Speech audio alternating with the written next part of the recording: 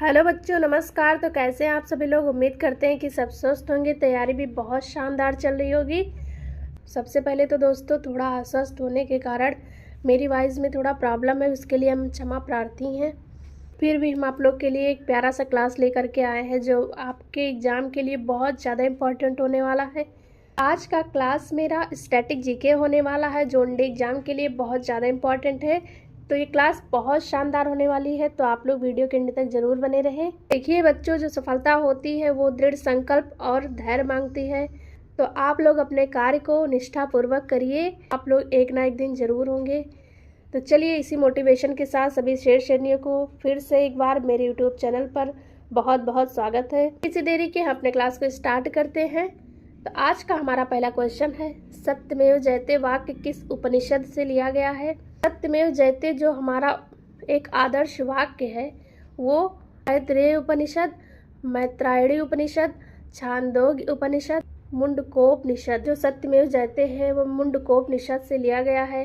थोड़ा हेल्थ ख़राब होने की वजह से मेरे वॉइस में थोड़ा प्रॉब्लम है, तो आप लोग ऐसे समझते रहिएगा।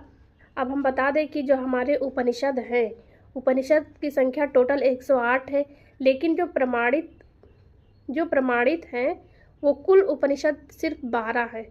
कट, केन, मंडूक और मांडूक, छांदोग्य, बृहदारण्यक, श्वेताश्वर, इस प्रकार से 12 उपनिषद हैं जो हमारे प्रमाणित हैं।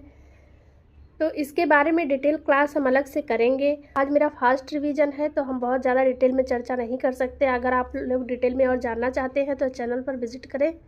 भारतीय राष्ट्रीय कांग्रेस की स्थापना कब की गई थी। 1937, 1928, 1805, 1885।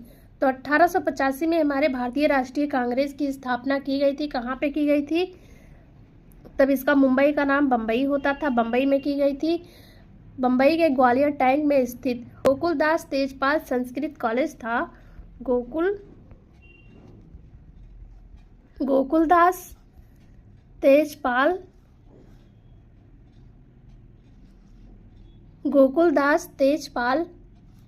संस्कृत कॉलेज था। वहाँ पर भारतीय राष्ट्रीय कांग्रेस की स्थापना की गई। आप लोग नोट कर लीजिए, फिर हम क्लियर करके बताते हैं। इसके जो संस्थापक थे वो ह्यूम थे।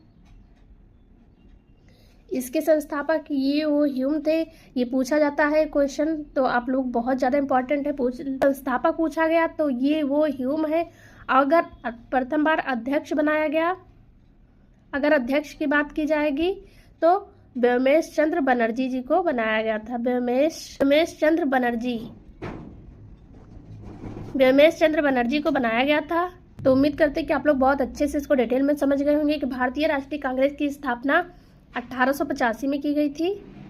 1885 में की गई थी और इसकी स्थापना जो किए थे वो ह्यूम थे और इसके जो अध्यक्ष थे व्योमेश चंद्र बनर्जी जी को बनाया गया था।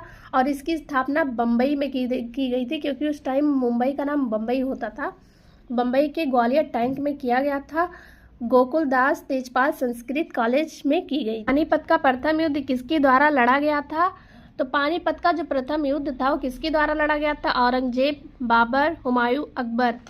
तो पानीपत का जो प्रथम युद्ध था वो बाबर के द्वारा लड़ा गया था। और कब लड़ा गया था? 1526 में लड़ा गया था। बाबर के द्वारा कुल 4 युद्ध लड़े गए थे। इसका बहुत अच्छे से हम ट्रिक बताए हैं, तो आप लोग डिटेल जा करके मेरे चैनल पे देख सकते हैं। पानीपत का जो प्रथम युद्ध था उनका, पानीपत 1526 में लड़े थे ये। फिर खानवा का युद्ध 1527, चंदेरी का युद्ध लड़े थे। चंदेरी, आप लोग वॉइस पे ज़्यादा ध्यान दीजिएगा। चंदेरी का 1528।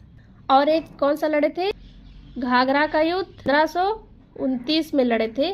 तो ये कुल मिला के बाबर के द्वारा लड़े गए 4 प्रमुख युद्ध थे और चारों युद्ध में बाबर हमेशा विजयी हुआ था।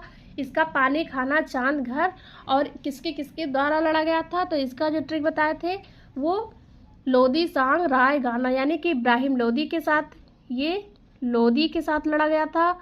और ये खानवा का जो युद्ध था वो राणा सांगा के बीच लड़े थे। और जो चंदेरी का युद्ध था वो 1528 में वो मेदिनी राय के साथ लड़े थे। अगर इनका वंशज पूछा जाए तो ये चंगेज खां के वंशज थे और इन्हें मस्त कलंदर की उपाधि दी गई थी। इन्हें मस्त कलंदर की उपाधि दी गई थी। आप लोग जो बोल रहे हैं उस पर ज़्यादा ध्यान दीजिए और साथ में नोट करते चलिए। तो सारा का सारा आप लोग समझ गए होंगे। चलते हम नेक्स्ट पे। हर्षचरित्र नामक पुस्तक किसके द्वारा लिखी गई है? तो जो हमारी हर्षचरित्र पुस्तक है वो कालिदास, भरतमुनि, बाणभट्ट, हर्षवर्धन। सबसे पहले तो हम बता दें कि जो हर्षचरित्र है इसमें हर्षवर्धन के शासन संस्कृति के बारे में विस्तृत वर्णन किया गया है और ये बाणभट्ट के द्वारा लिखी गई है। तो हर्षवर्धन जो था वर्धन वंश का एक शासक था। हर्षवर्धन के द्वारा 3 पुस्तकें लिखी गई हैं, रत्नावली, नागानंद और प्रियदर्शिका। कालिदास के द्वारा लिखी गई रचनाएं हैं मेघदूतम, अभिज्ञान शाकुंतलम, ऋतुसंहारम। इसके बारे में हम डिटेल क्लास लेंगे, फिर उसके बारे में डिटेल बताएंगे, क्योंकि ये मेरा रिवीजन क्लास चल रहा है तो बहुत ज़्यादा इसको डिटेल में इस पर नहीं बता सकते हैं। वैसे भी एक क्वेश्चन पे आप लोग को बहुत सारे कंटेंट दे दिए जाते हैं, इसी के लिए मेरा चैनल समर्पित है। तो चलिए दोस्तों हम नेक्स्ट क्वेश्चन पर चलते हैं। उससे पहले एक बार इसको भी देख लेते हैं। जो भरत मुनि थे, नाट्य शास्त्र की रचना इन्होंने की थी। मुरली बोल रहे हैं बहुत स्पष्ट, आप लोग नोट करते चलिए। गौतम बुद्ध ने अपना प्रथम उपदेश कहाँ दिया था? श्रावस्ती, बलिया, सारनाथ, बिहार। तो गौतम बुद्ध ने अपना प्रथम उपदेश सारनाथ में दिया था और इनके उपदेश देने की अवस्था को क्या कहा गया? तो धर्मचक्र प्रवर्तक कहा गया, धर्मचक्र प्रवर्तन कहा गया। ये बहुत इम्पॉर्टेंट है कि इनके किस किस घटना को किस नाम से जाना गया। गृह त्याग की घटना को क्या कहा गया? तो महाविनिष्क्रमण कहा गया। तो इनके गृह त्याग की घटना को महाविनिष्क्रमण के नाम से जाना गया। इनका जो उपदेश दिए थे इसे धर्मचक्र प्रवर्तन के नाम से जाना गया और इनका जो मृत्यु हुआ उस घटना को महापरिनिर्वाण के नाम से जाना गया। ये घटनाएं बहुत ज़्यादा इम्पॉर्टेंट है कि किससे किससे जुड़ी हैं, तो प्लीज़ आप लोग नोट करते चलिए। और इन्होंने जो उपदेश दिया सारनाथ में ये बहुत पूछा जाता है दोस्तों, तो आप लोग साथ में नोट करते चलिए। इनका जो प्रथम उपदेश सारनाथ में इन्होंने दिया था तो किस भाषा में दिया था? पाली भाषा में दिया था। ये बहुत ज़्यादा इम्पॉर्टेंट हो जाता है। इसके बारे में हम जैन धर्म, बौद्ध धर्म बहुत अच्छे से एक्सप्लेन कर चुके हैं चैनल पर, तो आप लोग जाके देख सकते हैं। जो जन्म हुआ था वो 563 ईसा पूर्व में कपिलवस्तु के लुम्बिनी, आप लोग ऐसे समझते चलिए, लुम्बिनी नामक गांव में हुआ था। कपिलवस्तु के लुम्बिनी नामक ग्राम में इनका जन्म 563 ईस्वी में हुआ था और इनके जो बचपन का नाम था सिद्धार्थ था। इनके पिता का नाम जो था वो शुद्धोधन था, माता का नाम महामाया था और इनकी पत्नी यशोधरा थी, पुत्र राहुल था। और इन्हें जो ज्ञान प्राप्त हुआ वो कहाँ से प्राप्त हुआ, ये बहुत ज़्यादा पूछा जाता है। तो बोध गया से इन्हें ज्ञान प्राप्त हुआ। एक पीपल के वृक्ष के नीचे बैठकर इन्होंने ज्ञान प्राप्त किया। तो इतना ज़्यादा डिटेल बेसिक चीज़ें बता दिए हैं, क्योंकि ये बहुत ज़्यादा यही सारी चीज़ें घूम घूम के एग्जाम में पूछी जाती है। तो चलिए दोस्तों आप लोग साथ में नोट करते चलिएगा। चलते हैं नेक्स्ट क्वेश्चन पर। निम्नलिखित में से सबसे प्राचीन वेद कौन सा है? सबसे प्राचीन वेद कौन सा है? तो सामवेद, ऋग्वेद, अथर्ववेद, यजुर्वेद।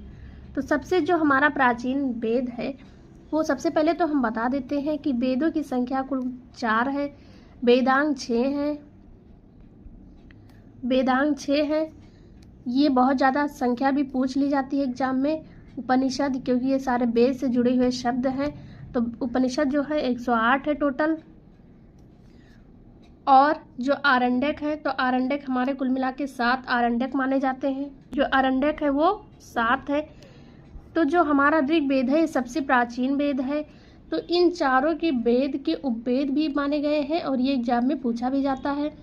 तो जो सामवेद का गंधर्व वेद उपवेद है इसका, ऋग्वेद का क्या है? आयुर्वेद है। और अथर्ववेद का क्या है? तो हमारा जो अथर्ववेद है वो शिल्प वेद इसका उपवेद है। यजुर का क्या है? धनुर्वेद। तो हमारा जो सामवेद है, सामवेद का उपवेद गंधर्व वेद है, ऋग्वेद का आयुर्वेद उपवेद है, और अथर्ववेद का शिल्प वेद उपवेद है, और यजुर्वेद का धनुर्वेद उपवेद है।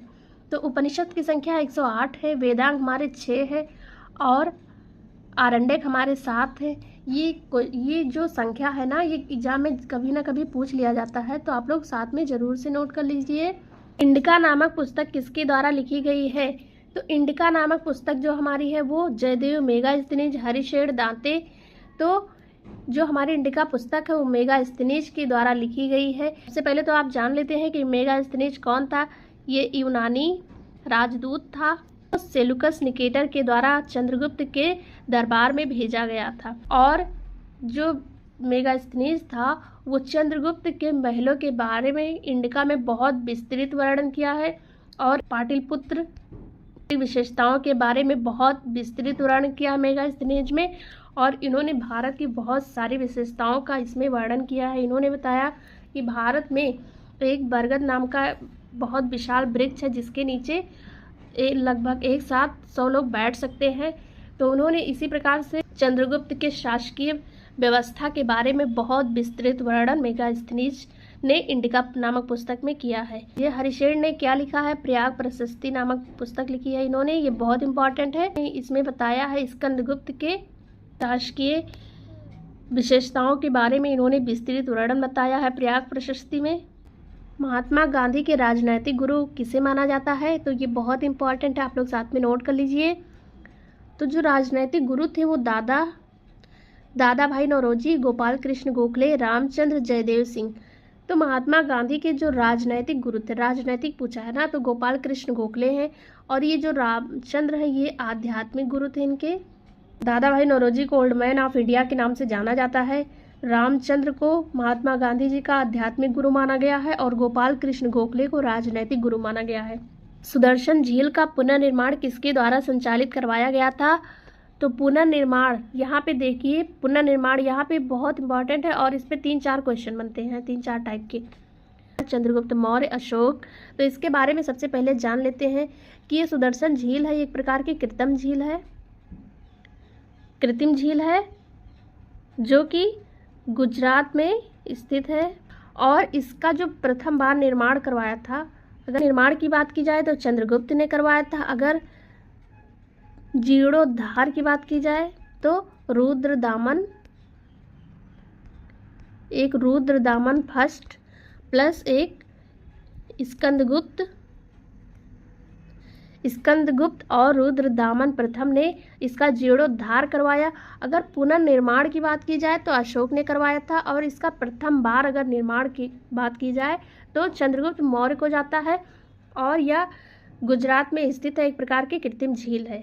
तो आप लोग साथ में नोट करिए, सारे के सारे पॉइंट्स जो हम बताए हैं बहुत ज़्यादा इंपॉर्टेंट है। ये एग्जाम में घुमा फिरा के क्वेश्चन कभी जीर्णोद्धार, पुनर्निर्माण या निर्माण कभी पूछ लिया जाता है, तो अलग अलग तीनों हम बता दिए हैं। जैन धर्म के 24वें व अंतिम तीर्थंकर कौन थे? तो 24वें और अंतिम तीर्थंकर माना जाता है पार्श्वनाथ, ऋषभदेव, महावीर स्वामी। तो 24वें तीर्थंकर जो थे वो महावीर स्वामी थे। जो हमारे ऋषभदेव थे, अगर इसकी स्थापना, जैन धर्म की स्थापना की बात की जाए तो हमारे ऋषभदेव को माना जाता है। और जो पार्श्वनाथ थे ये भी कभी कभी पूछ लिया जाता है, 23वें तीर्थंकर थे।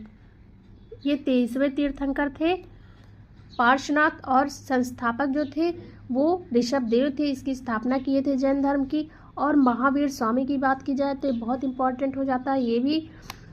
इनका जन्म 540 ईसा पूर्व में वैशाली नगर के कुंड ग्राम में हुआ था। थोड़ा सा इनके बारे में बता देते हैं। वैशाली नगर के कुंड ग्राम में हुआ था इनका जन्म। इनके पिता जो थे वो सिद्धार्थ थे, माता त्रिशला देवी थी, और पत्नी जो थी यशोदा थी पत्नी। थोड़ा राइटिंग पे मत जाइएगा, ओरली हम बहुत क्लियर बोल रहे हैं।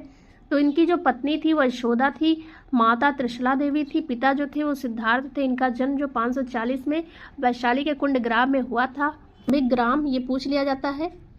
जंभिक ग्राम के पास एक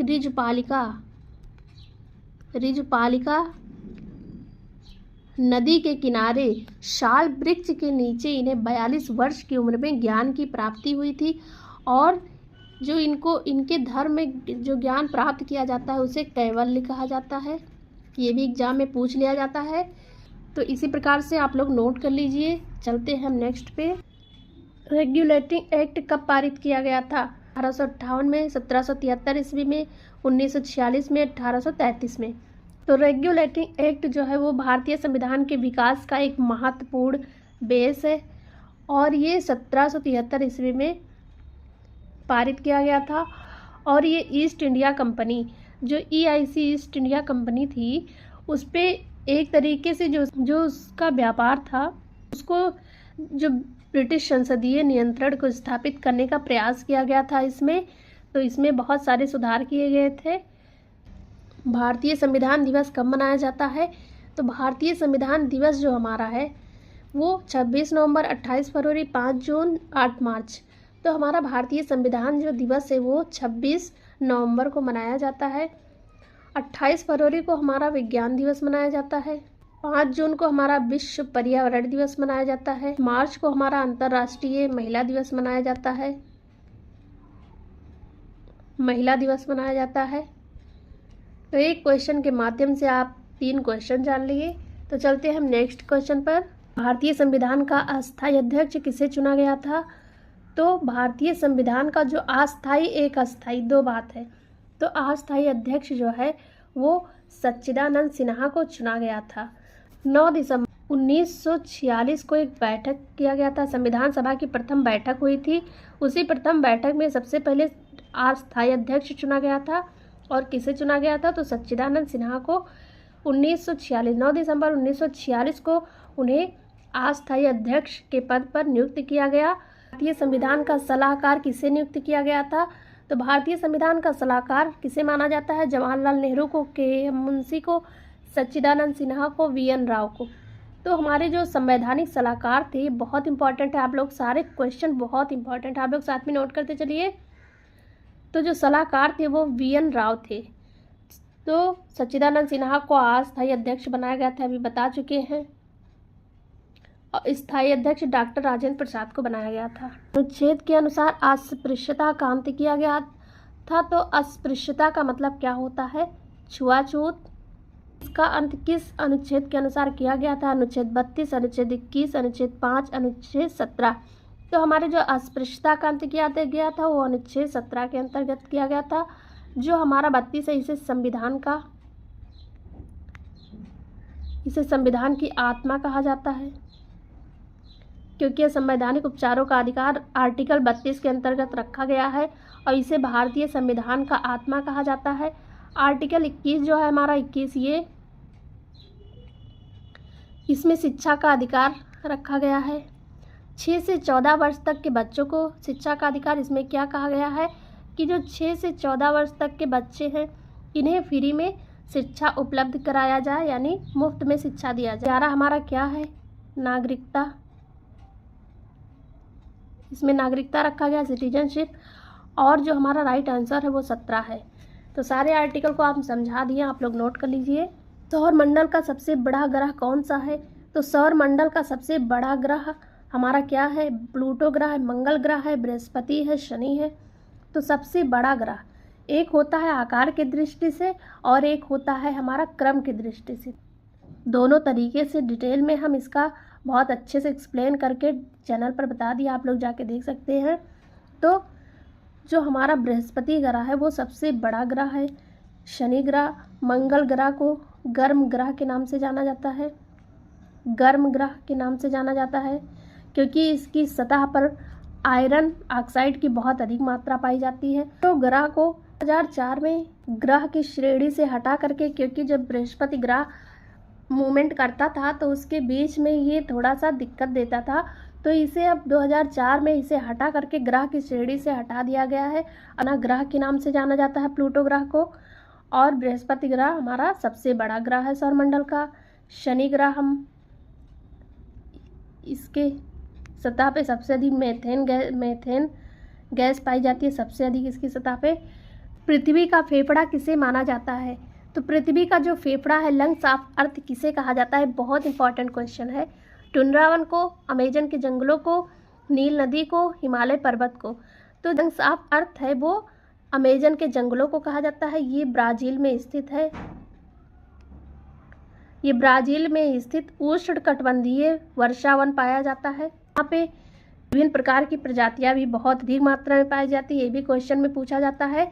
तो ये पूरे विश्व का सबसे अधिक वर्षावन वाला एक प्रकार जंगल है और इसमें ऑक्सीजन की मात्रा बहुत अधिक मात्रा में होती है, इसीलिए इसे लंग्स ऑफ अर्थ कहा जाता है अमेजन के जंगलों को। सौर दिवस कब मनाया जाता है? तो सबसे पहले आप जानिए कि अवसौर होता क्या है। जब सूर्य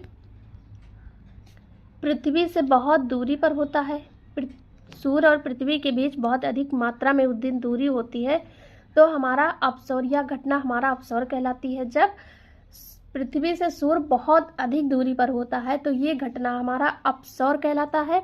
और ये किस दिन होता है? 4 जुलाई, 7 अप्रैल, 11 जुलाई, 3 जनवरी। तो ये 4 जुलाई को होता है। और हमारा इसका उल्टा क्या होता है? उपसौर एक घटना होती है। उपसौर इस दिन क्या होता है? पृथ्वी जो होती है वो सूर्य के बहुत निकट होती है। पृथ्वी से सूर्य निकट होता है, बहुत अधिक पृथ्वी से सूर्य निकट होता है। और यह जो उपसौर होता है वो 3 जनवरी को मनाया जाता है। जो अपसौर की घटना होती है वो 4 जुलाई को होती है। कब होती है ये घटना? जब पृथ्वी से सूर्य बहुत अधिक दूरी पर होता है तो अपसौर होता है, और जब बहुत निकट पर होता है तो उपसौर होता है। दोनों बहुत इंपॉर्टेंट है। पृथ्वी की सबसे ऊपरी परत को क्या कहा जाता है?